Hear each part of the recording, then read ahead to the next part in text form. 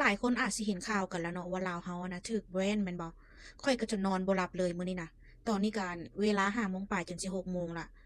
ข้อยก็นอนบ่หลับข้อยก็เลยสิมาอัดคลิปซะถ้าข้อยเฮ็ดคลิปบ่ฮอด2อาทิตย์จำเนาะอันที่ว่าข้อยมาเว้าว่าอเมริกาจำกัดการออกวีซาของประเทศลาวหั้นน่ะข้อยสิมาเล่าย่อๆให้ฟังเนาะว่าเป็นหยังลาวเฮาน่ะถึงถูกแบน100%เลยเนาะวันที่16ที่ผ่านมาหั้นน่ะประธานาธิบดีโดนัลด์ทรัมป์อะนะหรือว่าลุงทรัมป์อะเนาะเพิ่นได้ลงนามคำสั่งใหม่ก็คือว่า2อาทิตย์แล้วนี่ประเทศลาวเฮาถูกจำกัดวีซาแม่นบ่เปลี่ยนมาเป็นสั่งห้ามเข้าอเมริกา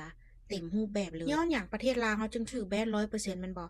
ย้อนว่าลาวเฮาอะนะมีอัตราการอยู่เกินกำหนดวีซาน่ะที่สูงเนาะก็คือ overstay หั้นนะที่แบบว่าวีซามันเบิดกำหนดแล้วลาวเฮาแบบเขาเจ้าบ่กล้าไปอีหยังหั้นและลุงทรัมป์เพิ่นลงนามนี่น่ะจะมีผลบังคับใช้อะนะตั้งแต่วันที่1มั้งก่อนปี2026นี่เนาะคันเว้ามาแล้วข้อยก็รู้สึกว่าข้อยก็รู้สึกอีตนคนที่ว่าแล่นวีซาคู่หมั้นแล้วก็วีซาอันแต่งงานนั่นน่ะเพราะว่าข้อยรู้ว่ามันแล่นยากส่ำใดหั้นนะวีซาคู่หมั้นก็แบบว่าสั่วเฮาสิได้เอกสารแต่ละอย่างหั้นนะมันก็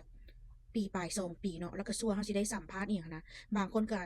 ถูกนัดสัมภาษณ์แล้วแต่ก็ได้ถูกยกเลิกไปอีหยังนะข้อยก็รู้สึกว่าข้อยก็อีตนนั้นน่ะข้อยก็เป็นกำลังใจให้ทุกคนแหละที่ว่าแล่นวีซาคู่หมั้นหรือว่าวีซาแต่งงานนั่นเนาะก็ติดตามกันต่อไปแหละเนาะว่ามันสิเป็นจั่งใดหั้นนะข้อยก็มาเว้าสู่ฟังแต่ส่ำนี้แหละเด้อบางคนก็อาจสิรู้แล้วแต่ว่าบางคนก็ยังบ่รู้หั้นนะ